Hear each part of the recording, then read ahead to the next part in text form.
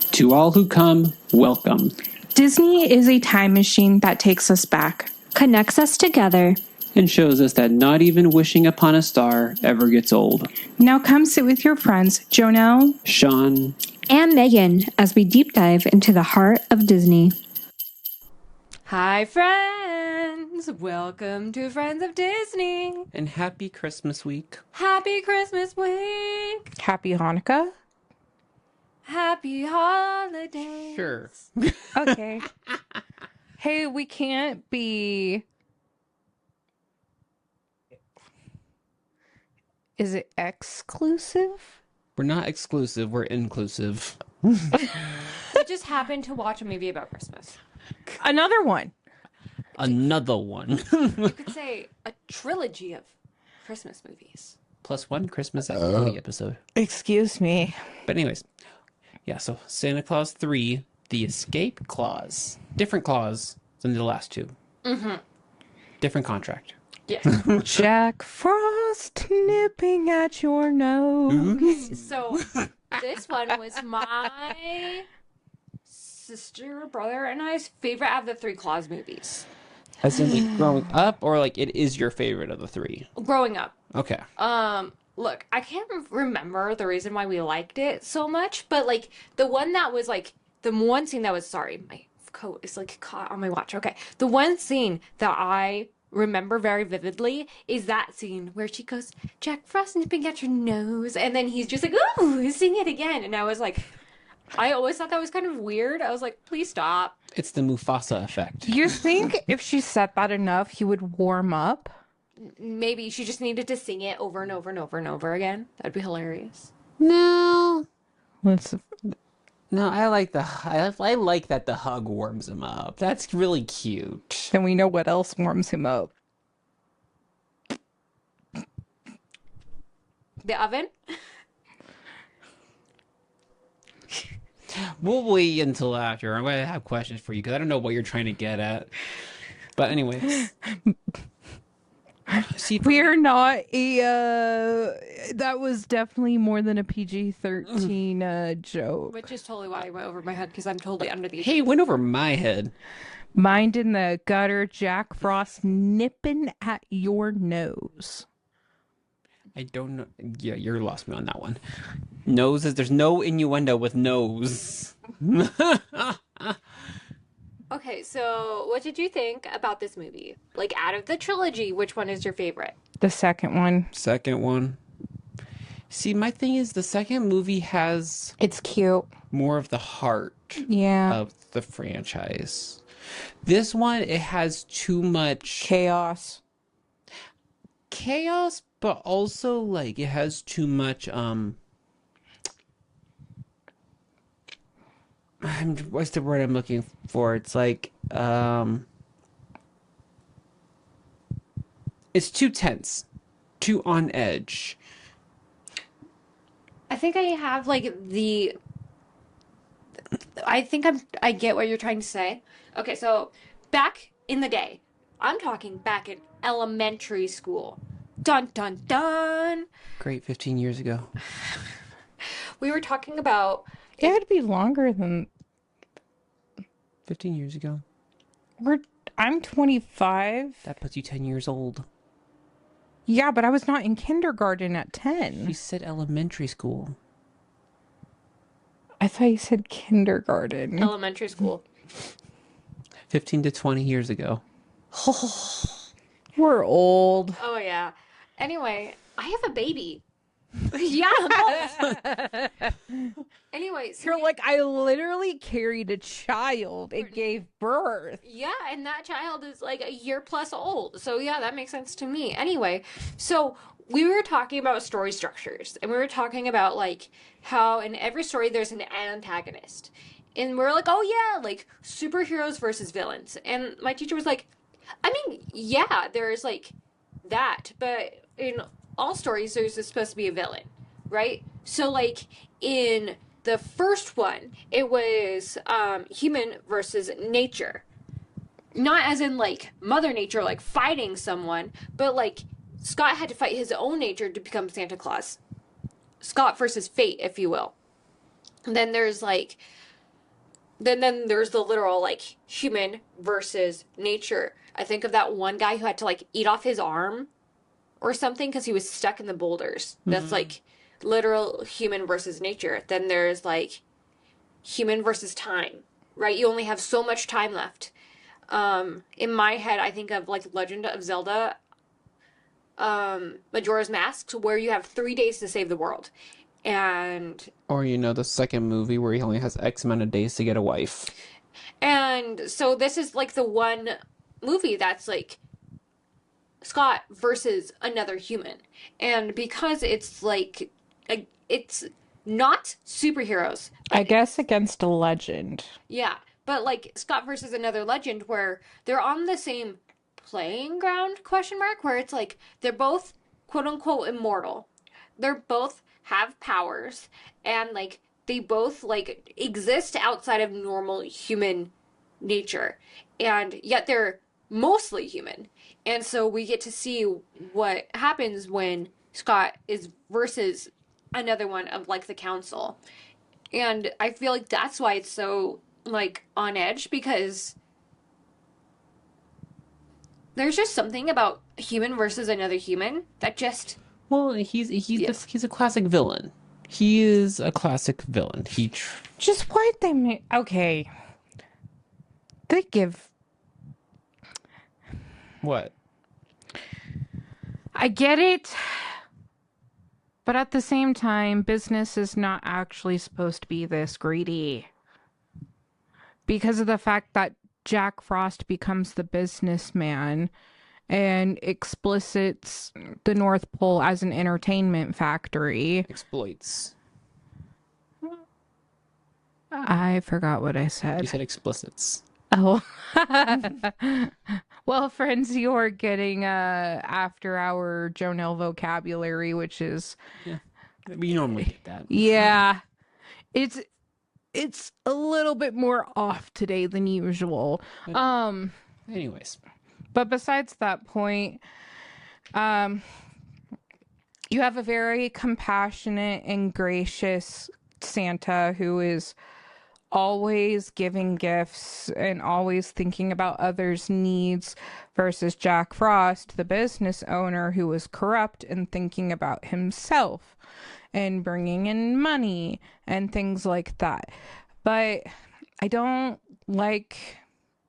I get it, but I don't. I mean, no, I do get it. Okay. Businesses can become corrupt like that. There is no doubt about it, especially the field you work in. Your field is notorious for it. Sorry, the healthcare is filled with a lot of monopolies, and this is why business is best run great with multiple players in the field. So Sean works in healthcare, and a lot of times in the medical industry, what happens is patents get put on medications, and those patents keep getting redone each year so that way they can monopolize on the money, making medications more expensive. But here, Frost is monopolizing on the fact that he is now Santa and no one else can be Santa and only he can provide the service of Santa. So rather than having to do all the hard work, he brings them to him and he uses the money. It's the end all be all of supply and demand because he is the only one to supply the service. Hence why he can have people to pay to be on the nice list. He can have people buy their gifts or whatever. I like the Achilles heel analogy in there, though, where the pen was used and the escape clause goes back into effect where Scott comes back as Santa. But not all business owners are like this. That's all I wanted to say on the business rant of today. I was just gonna say that this kind of reminds me, because I'm a theology nerd. It's not like that was my major or anything. She was a theology nerd if you couldn't hear through that really thick sneeze. Thank you. It was a cough. But it kind of reminds me of the 95 Theses. And Of Martin Luther? yeah. Okay, hear me out. Hear me out. Because the whole thing... Okay, so back in the day of the church, Jonelle... We're good.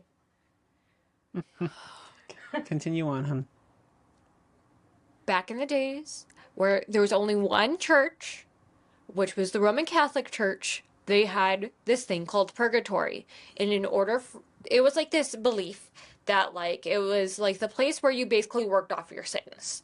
And what you would want to do is you would want to pay the church so that way your loved ones could go to heaven faster.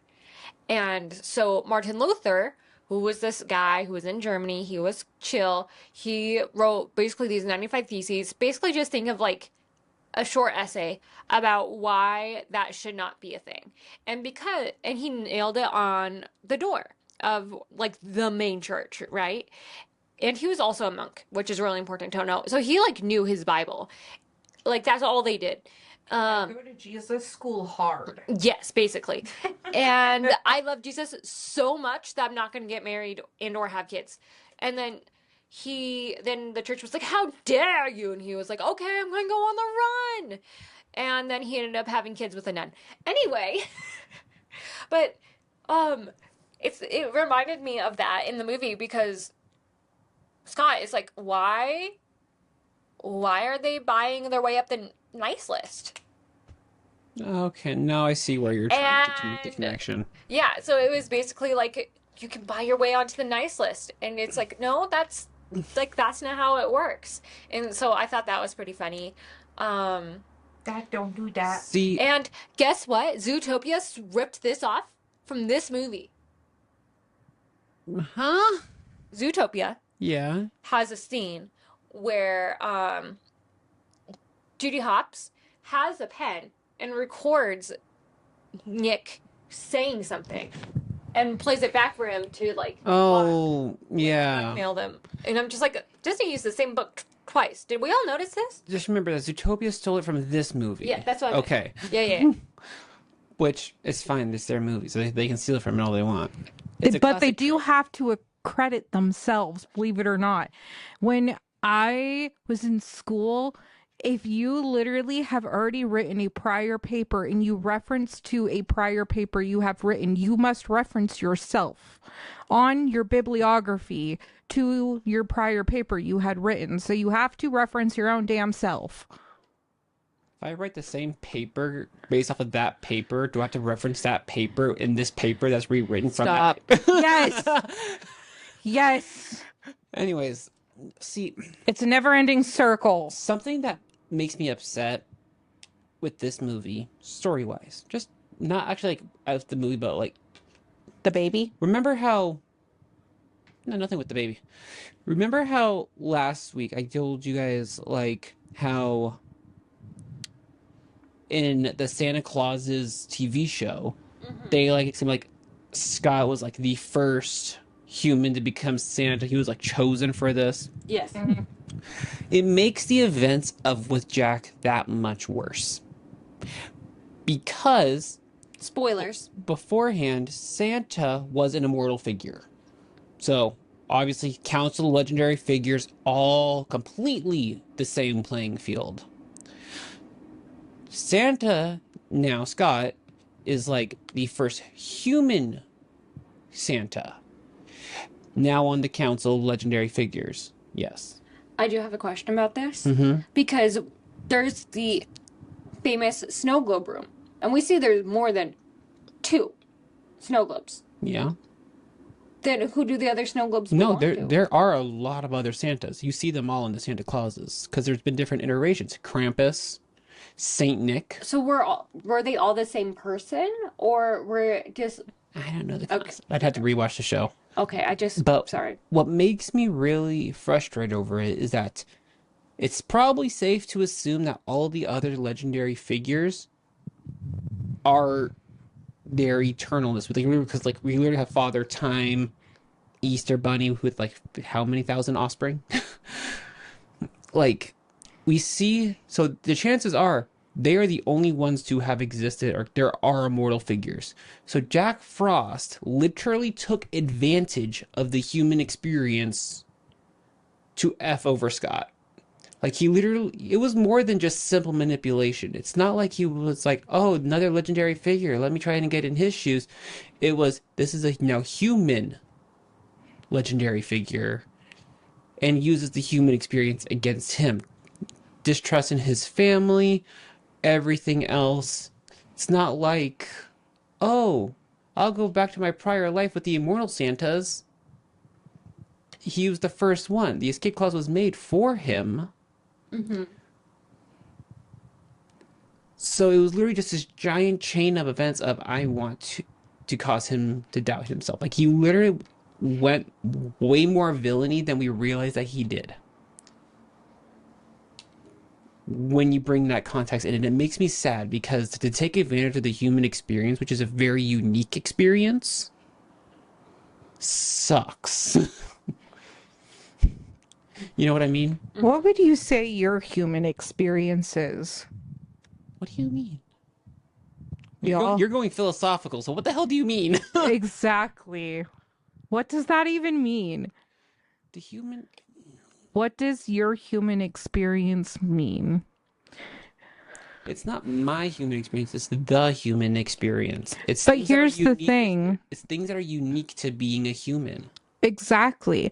But you only know your human identity, your own human identity. My identity is different than the human experience. But by the theory of large numbers, there is a correlation of human experiences, which is how we get analytics. Go on, Megan. I feel like there is like the human experience and then like Sean's individual experience. But what makes a human experience is that we all can, at some level, relate to it. Like, we can all say that we were children. At some point, everyone who has breathed has been a baby. If they go past that, that's another question. But at one point, we're all a baby. We all are born and we all die. That is the basic necessities of the human experience. But, like, we've all felt overwhelmed. Babies included. Well, and like it goes to the point of like we've lived, it's like the saying, we've lived, we've loved, we've lost. Like those are all very uniquely human. Like I hate there's only a handful of animals that have a distinct mate for life. Only a handful of animals ever have that. And I will say that, okay, I went on a tangent this morning and started searching about like humans' relationships with animals in the Bible. And that was an interesting tangent to read about. that's an interesting tangent from what we're talking about. You said something that made me think of that, and then I'll find somewhere where I will circle back to how to end it. But no, this movie, I feel so bad for Scott because he has such unique struggles in this that can only be really replicated by only a couple things that exist. I just want to say, what was the first guy's name? The head elf last movie. Bernard. I miss Bernard. Bernard would not have let this happen. Oh my God, my favorite line in this movie is Scott calling out Curtis for being like, "You're the number one elf, dude. Get your crap together." Yes. Okay. The other main part of this movie is I'm obsessed with this like little show called Only Murders in the Building, and I didn't realize until Sean was like, "Don't you recognize him? It's Martin Short." Oh, yeah, Jack Frost. Yeah. Yeah. And so the whole time I was just like, How Oliver does he Putnam, look? what are you doing? Oliver Putnam would never. Actually, he would do the huge musical number. Actually, he would do that. In the North Pole. That needs to be a TikTok. That needs to be a Do, TikTok. do, do, do, do, do, do, do, do, do, do, do. Do, do, do, do, do. I'm feeling the blues. But Just, so I have an interesting question for you, Megan. Oh. Because you are the only one that can truly answer this. oh no. In-laws. Oh. She's realistically the only one that can answer anything with this. Yeah, you are an in-law. No, she has in-laws. Okay. Arguably, you could say I could too, but literally, We don't talk about my I haven't side of the seen family. it. I have not seen them since we've been married. You are a daughter-in-law. I am. So, you see Scott's interactions with his in-laws. He kidnaps them. Now, how does that make you feel when you interact with my parents and like my family? And you feel free to be completely honest. You don't have to censor yourself here. Doesn't Monkey watch these? Not really, not unless there's something that interests him.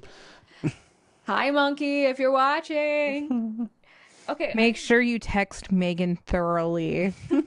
He will anyway. Oh my gosh. Yeah, right. Okay, so right now, his brother, I'm not going to say his name. I don't know if he would care, but we're going to call him Monkey because this is his actual nickname. He's takes on a victim every year to have a countdown until Christmas, and I am this year's lovely victim. So he's been texting me Every day. And here's the thing. I say victim. I genuinely am happy. Monkey is like, I didn't used to like super enjoy his presence. You know how people are like, oh, that's an acquired taste. Monkey is an acquired taste. Like, at first I was like, he's just... So me. Yeah! Gotcha. Yeah, he has, like, very specific interests. And, like, he knows what he likes. And he is very blunt about most things. So me. Right? But, like... He's also very... politically, Yeah, He's just- my brother's complicated. and so at first I just didn't like being around him. Not that he was like a bad person, but like I didn't know how to interact with him, so I just tried to avoid him as much as humanly possible. But I find that now he is the person I talk to most in his family, which is hilarious to me. And then we have my sister-in-laws. Hi, Mo. Hi, Bibble. What can I say about Mo? Well, you don't have to talk about them like individually. I'm going to talk about them individually. Oh, great. I was just trying to go for like Wedding 2.0, which never happened at the real wedding. Well, I was more trying to get at like you see how like his in-laws treat him, how he interacts with them, like This, we'll get into it. Okay, so listen. Sean went for a time without really talking to his folks. So by the time we reconnected, I was heavily pregnant with our firstborn. For Jers. And, if you don't know, people treat you very differently when you're pregnant, especially when you're pregnant with a family member. So everyone was really nice to me and just was always like, hey, Megan, are you hungry? Megan, are you hungry? Megan, are you feeling okay? Because my pregnancy was awful with morning sickness. And so, like, I'd either be, like, starving or I'd be, like, don't look at me with food. And so it was really funny because my father-in-law loves to cook. Absolutely loves to cook. And gets highly offended when you don't want his food. And I've been told by his family members that I peck like a bird. At my food. Oh, I sorry. just have a very small appetite. So, like, you'd be like, They're like, you're carrying the baby. Eat more. exactly. reminds me of that one line in like the like old Rudolph, like the claymation one, where Mrs. Claus is like, "Eat, Papa, eat." Well, I remember one morning, his dad was making like eggs or something. And I remember him being like, Megan, eat the food. And I like literally was like stopping myself from like vomiting everywhere. And he was like, never mind. You don't have to eat. Go, go, go, go, go away from the kitchen. And I think that just says a lot to his dad's character. Because normally he'd be like, you will eat the food I made you because I made it for you. My dad has a big thing about making sure like people are well fed. Like picture like your average grandma. You know, you go home, you go there. It's become the new me. Yes. Jonelle is constantly giving me leftovers. I'm like, I will take it. I will take it. They got ham and bean soup today. Yeah. But And then one day Megan walked in and I had cinnamon and sugar pancakes. Gosh, they were so good. I was eating them on the way to work. I was so happy that day, and I came and I was like, I got free food. But no, his mother. I'm going last person I'm going to talk about, mother-in-law, because I feel like most mother-in-laws I hear are very much like, this is my baby boy. You better not hurt my baby boy. I'm going to be the gossiper. I'm going to tell you how it is, and I'm going to rule your wedding, and I'm going to make comments about how you, talk about your grandchildren. I'm going to, put in all my motherly advice to my grandchildren. I can't talk. My mother-in-law is the opposite. We used to joke that his mother's, favorite color is beige. Sorry, Mom. Sorry, Christina. Aguilera? No. No? Could you imagine? No, but what I've just learned about his mom versus all the mother figures in my life is she's just very calm and very, she has her wit and her, her personality, and it's very bright and colorful and fun. But she only allows, specific people to see it. And it took us, a few visits before she started, really showing that with me. So Lynn would have been, a few months when, she first, started showing me this. And she would just randomly start gossiping to me, whispering like this. And be like, oh my God, I can't believe you did that. I've told him so many times that he needs to clear out the trash, and what does he do? He doesn't clear out the trash. It's really funny. And I'm just the first time it happened, I was looking around, seeing who she's talking to. I got on the inner circle. And I was like, oh God. But now she will just randomly tell me. See, I feel like in context of the movie, Scott's in-laws, how they interact would be between me and your parents. Yeah, so we don't talk about my parents or my side of the family on the podcast. And that's generally because I am estranged from them for good reason. They were dangerous for me and my husband and my baby to be around. They don't even know Lynn exists. Casper Jr. Casper Jr. exists. We're slowly losing it. Look, But this movie, okay, the only part I really like is where he gets Lucy to go get the globe. that part I really like, because I love how he mentions the snow globes, and he's like, yeah. But it also scared me, because all I could think about was do you like candy? I always thought this scene was sweet growing up, because I was oh my gosh. Can you do that again more often? But think about it. Do you like candy? Do you like candy? Okay. Let's change the scene a little bit, okay? Do you like candy? You're at this concert in the park. Here, You're trying to get some candy. Kid, you want some candy? If you go up those stairs to that room, there's gonna be a crap ton of candy, and that's where the kid gets kidnapped. Literally, Scott could have been a bad guy, being like, "Hey, you want a snow globe? Go to that room right there." And there's a guy "Hey, yeah, here's a snow globe and bag." Okay. I'm going to talk about my version of it, because it's a lot less that. I killed Jodelle.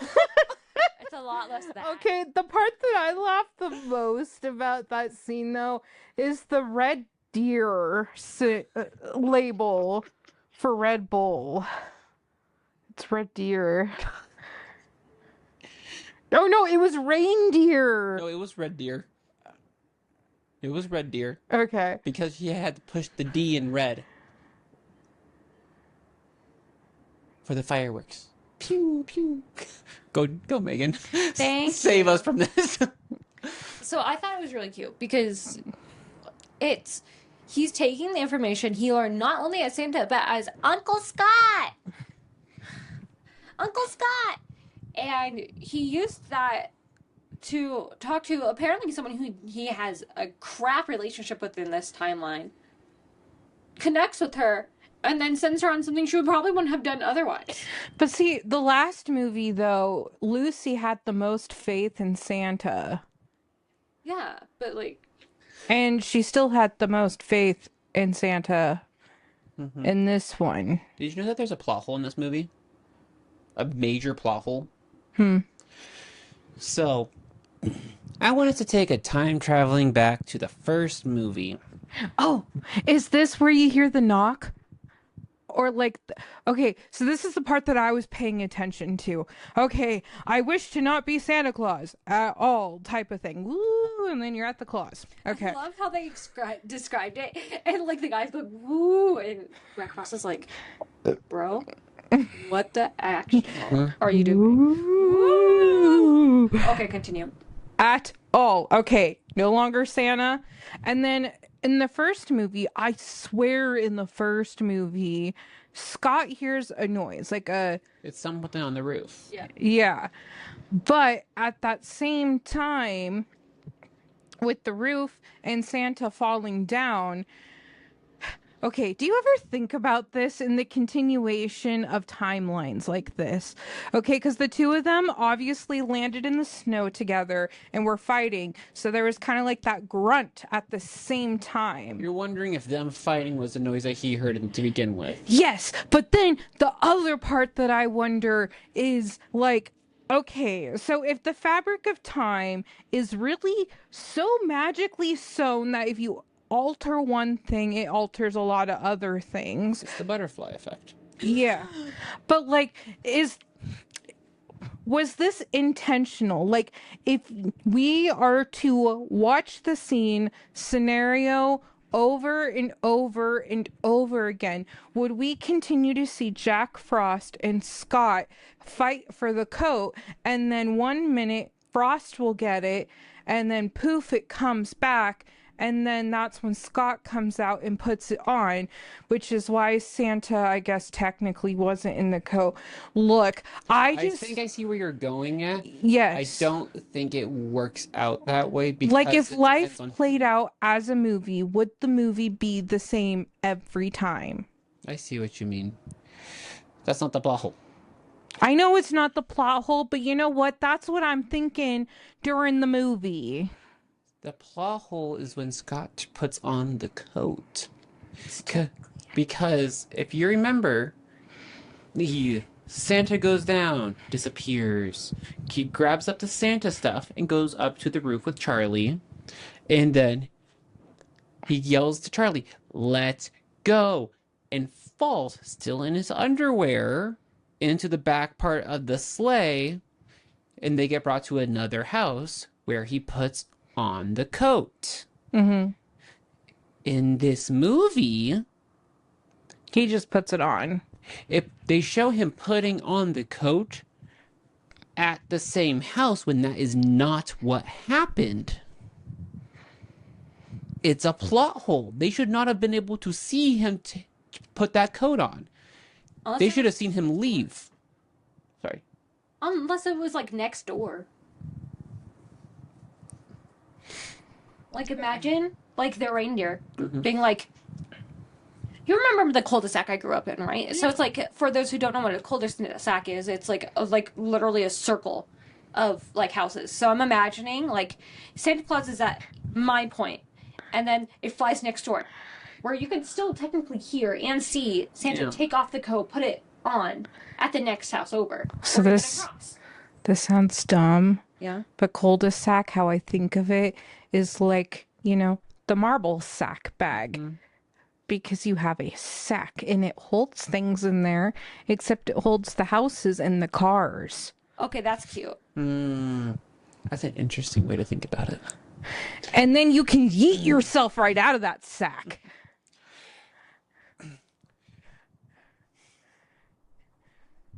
I don't know how that's cute, but I think of it like in terms of if you went into a cul-de-sac and there once were two neighbors and then one family moved in, how many neighbors do you now have in the cul-de-sac? You see, my dad called it a cul-de-sac because it looked phallic.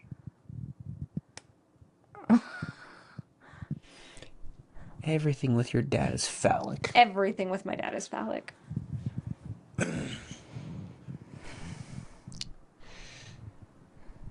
Do you think Jack had any reason to actually be angry? I feel like yes. And hear me out. Like, okay, I do not agree with his actions in this movie. But Mother Nature obviously gave up some of the power that she has to Jack Frost to bring cold, to bring ice, because that's like, she already has enough to deal with. She brings winter. To bring winter. And I don't think you know this, but a lot of people don't like winter. They don't like snow. They don't like ice. They don't like cold weather. I'm speaking as one of those people. Like, I get...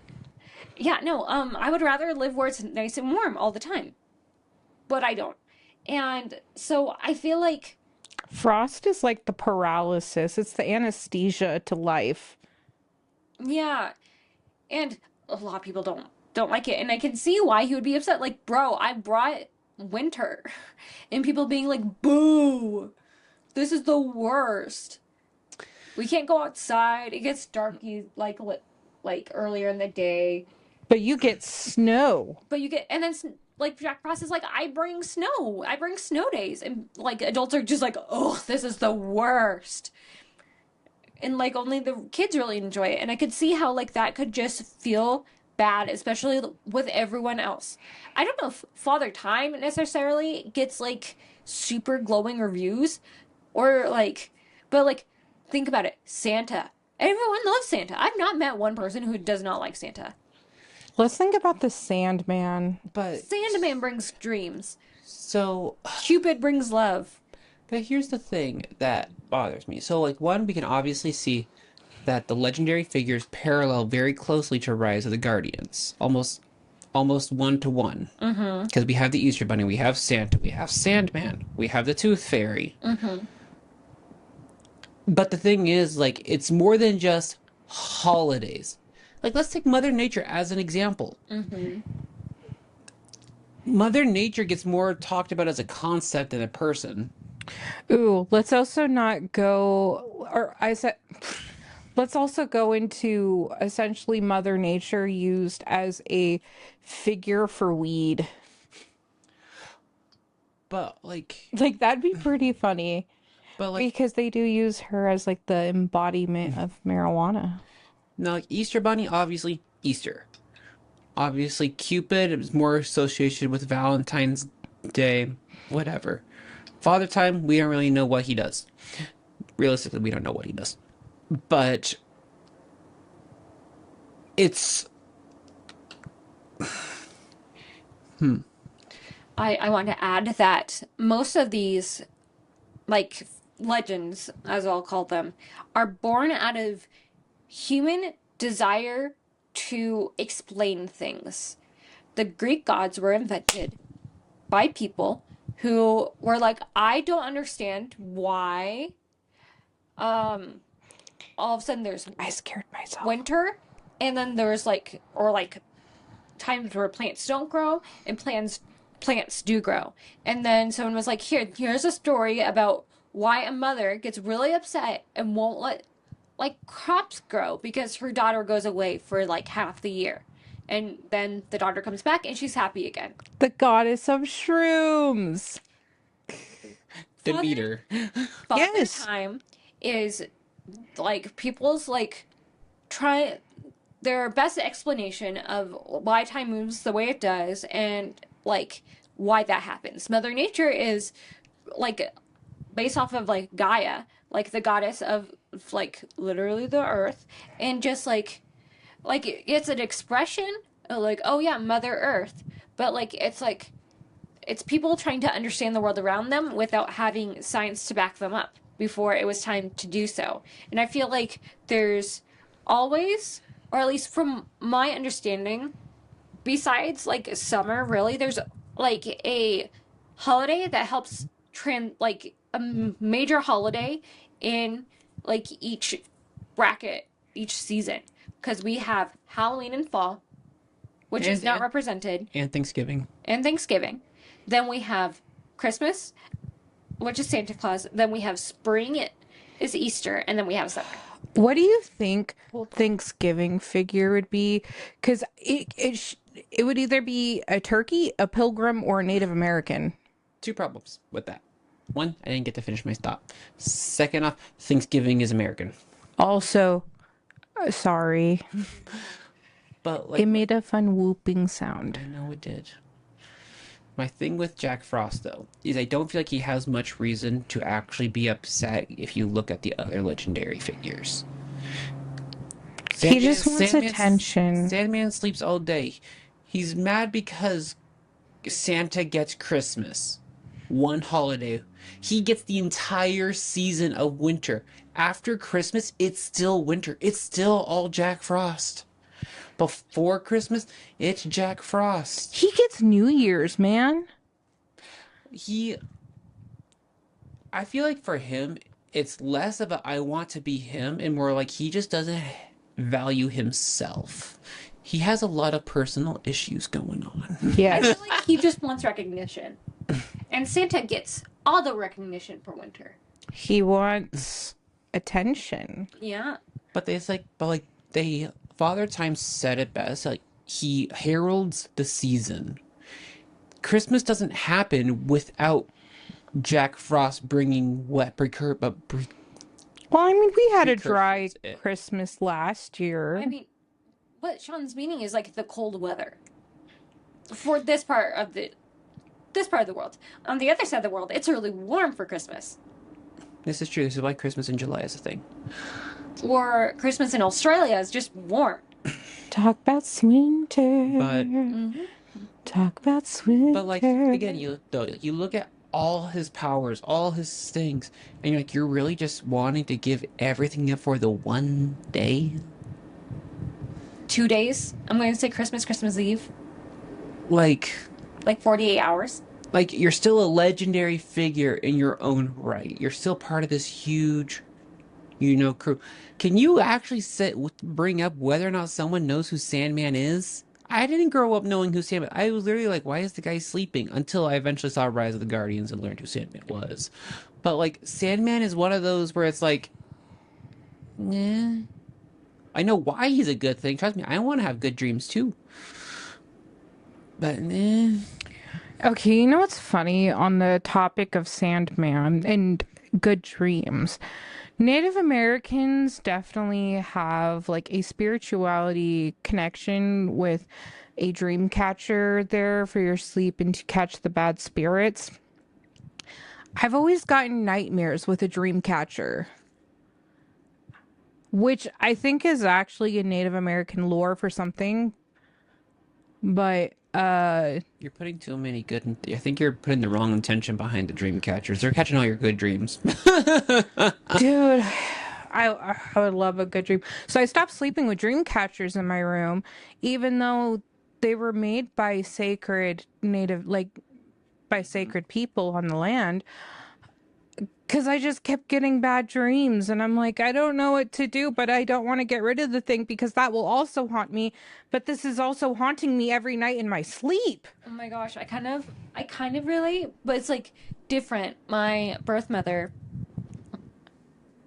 Oh, I'm listening. I'm just curious now about Native American lore.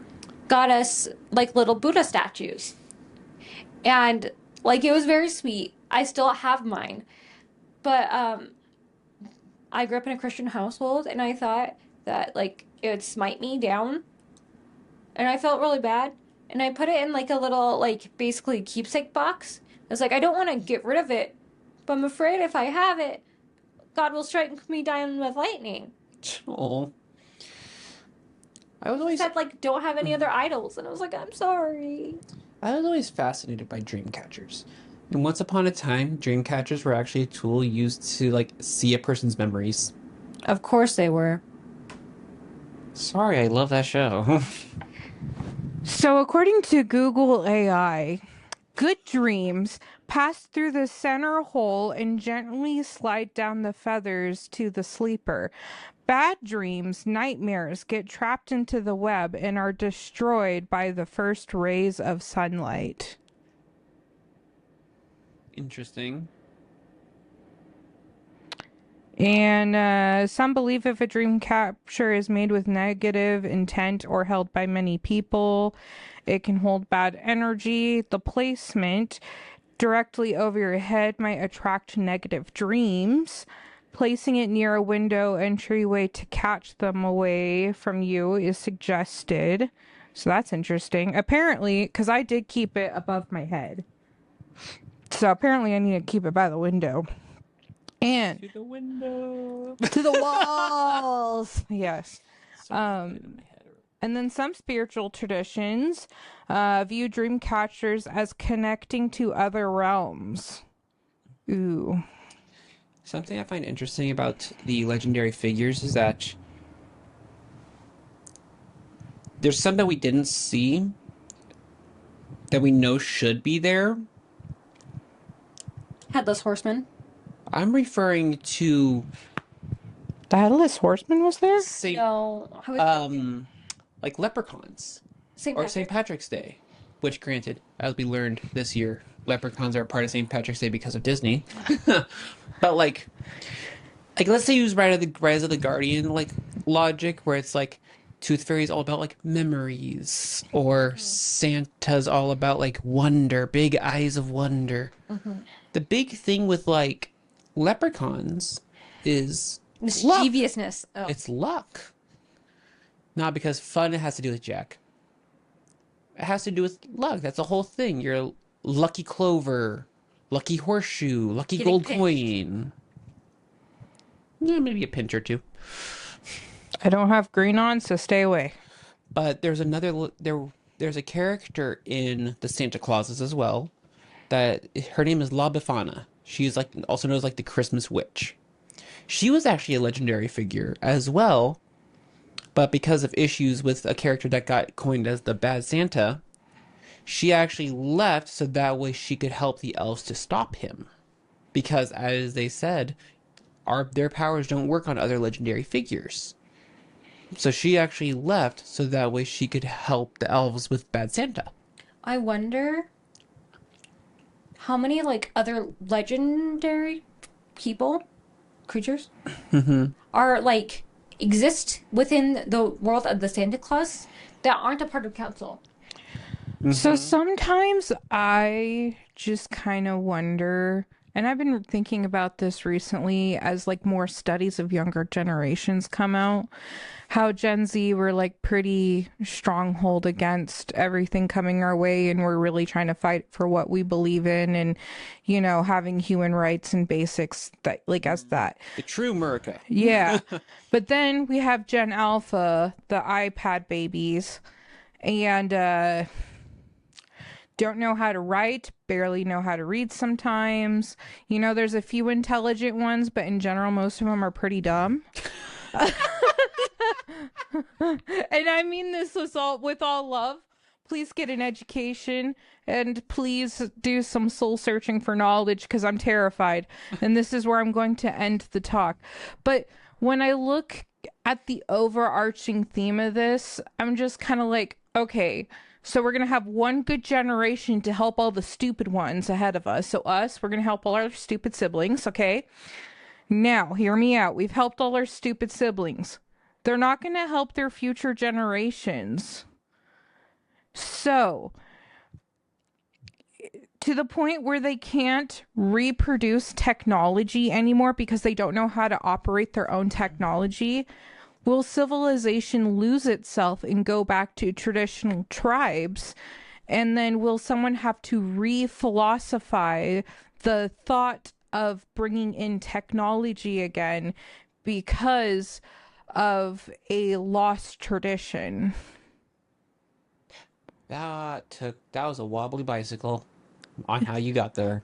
You see where I'm going though with it? I see where you're going. I have a different thought process when it comes to looking at the generations, but See, and this is like what I feel like we're getting really close to such greatness that we could essentially become a world where we can rely on other planets' resources to live and figure out a way to survive off of that on our own planet. But will our generations be able to understand how to work those systems in order to keep that running. There's not enough info yet about Gen Alpha. I feel like I broke Megan. I lost the entire plot. So basically, she's talking about how we're a very we're at peak. We're a very peak generation. How? Gen Z is. Between our attitudes and intelligence. We are? Yes. Gen Z, not Gen Alpha. We can read, write. Gen Alpha is anyway, your Bible. Oh, okay. Your kids are Gen Alpha. Okay. Oh, God help us all. Now you're saying Donnell's point. But they're also like 5. She's wondering if some of them there's are entering high school, though. That's the thing. No. At most, they're 12. Gen Alpha starts at 2013. I swore it was before that. It's like 2011 to 2013, which means maybe if it is 2011, then maybe starting in high school. They're still maybe in middle school at most. And that's the bulk of them.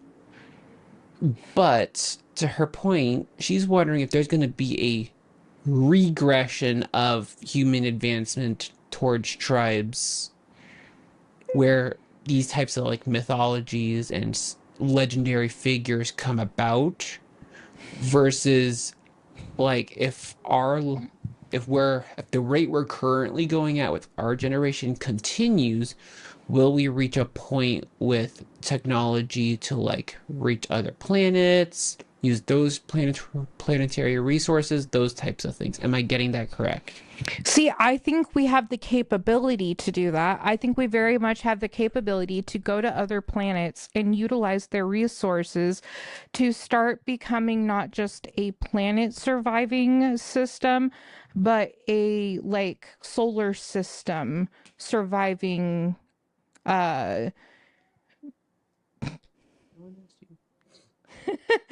sorry, there's a guy outside who just said, yeah. But we could survive off of our solar system. I have no comment on that.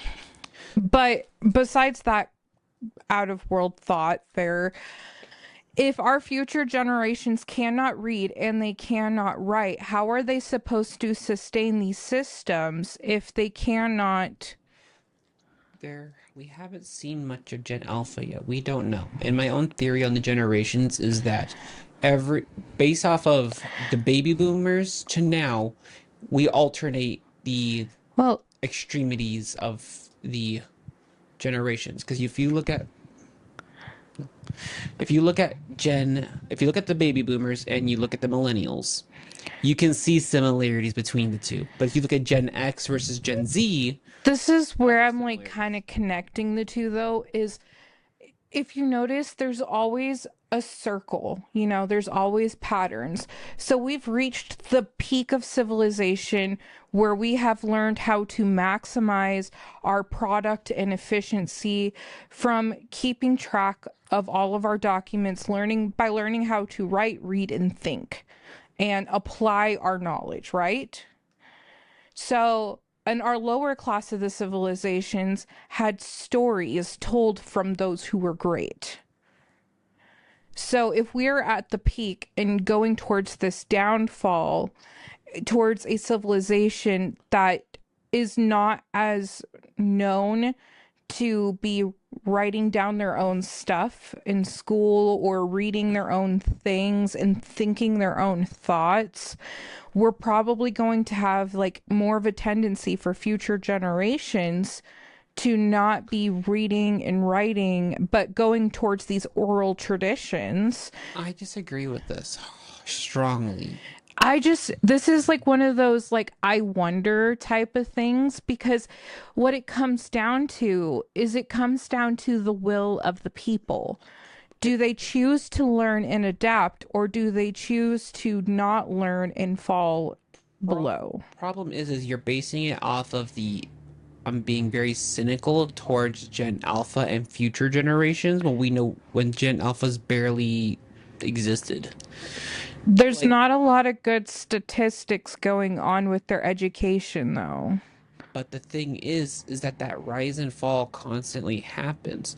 Like, look at 100 years ago. There's a reason it's called the Roaring Twenties. Life was great. We have more teachers, though, resigning because of how aggressive these students are. But that's They're not teaching, they're having to parent them. healthcare is the same way. The thing If is the that children are not getting taught and they're being parented, the thing that you have to remember is that our country as a whole is going through a change culturally because we have made advancements to acknowledge certain things. Like we finally have like knowledge and studies around early childhood education, but also other like mental development, like mental developmental processes, both biologically and psychologically. I'm just curious about the long-term effect because it hasn't been that long. Problem is policy and culture has to change with what we have learned. And we can't do that until our generation truly can come more in, for lack of better words, more into power versus those prior to us that aren't as familiar. Well, this is talking about, I mean, like, yes, I understand the processes. I'm curious if I like sit there and imagine the best and worst case scenario of our future. I'm obviously thinking of the worst case, okay, where we begin to lose part of our own culture towards a stupid generation, okay? Like that's what I'm calling it, the stupid generation. And you can be a little offended with that, totally fair. But like I just wonder, like, is that a pattern where a civilization is going to go at its peak and then lose itself? Or is it going to be a setback to where they then... I just have a lot of interesting theories, and it's gonna look different because every like civilization has a rise and a fall. We literally have the Roman Empire as an example. I'm waiting for the US to crash and burn. I know that's horrible to say, but I'm waiting for it. We saw the Roman Empire. It was this big, great thing, and it fell. As time goes on, we are becoming more civilized. As much as there are, like we're not as barbaric as we used to be. But could we go back to that? Like, could we go back to... Do you think as a civilization we could go back to being... The U.S. can fall and we form into something different, but it won't look the same as like the Roman Empire when it fell. It's gonna look different. I'm just saying, over time, do you think it's possible that we could forget how to use technology, where we have to relearn how to use technology? No. I don't think that's possible because we do, as much as Gen Alpha, to your point, is the stupid generation. You call them the iPad generation. They're the ones growing up with technology. There's going to be a point where they're going to have technology and we're going to be the ones unfamiliar with it. But to this point, there's going to be a generation where all they use is technology. But behind technology, there's actually writing codes and a whole bunch of other things, which are increasingly being in demand, and people are heading towards that field. But here's the thing. What if no one's interested in that anymore? That exists for every field in existence. What if no one's is interested in healthcare? What if no one's interested in business? Which eventually, theoretically, technology could get lost. Same with healthcare and business. So we could go back to old civilization styles. It's entirely possible, but unlikely. It would take a natural disaster for that to occur. I'm just saying, over time, something like that could occur. We're way off topic. I don't know how or why you got that going, but... It went with legendary figures because the Bible is oral traditions. If there's a generation that doesn't know how to read or write anymore, all they're left is with oral traditions. And if they have to talk about the great loss of technology, what do you think that would sound like? Again, I don't think the loss of technology is a likely one to happen. But what if it was? If we were to somehow lose technology as a whole, I don't think it'd be as big as a detriment as people think it is, considering we still endlessly use paper. We still write. But one day we might not. We still have to read. But one day we might not. That's the thing. You're expecting us to get into a Wall-E universe Yeah. where everyone's fat and doesn't even remember how to walk. No. But Where anyway, people stop writing, they stop thinking because their attention span is so stuck on 5-second entertainment. I'm going to end the episode because we're way off from the episode. You have any thoughts, Megan? I lost this conversation 20 minutes ago. Well, Bye, friends. We'll see you next week. Bye. I I think. I don't know what you have planned.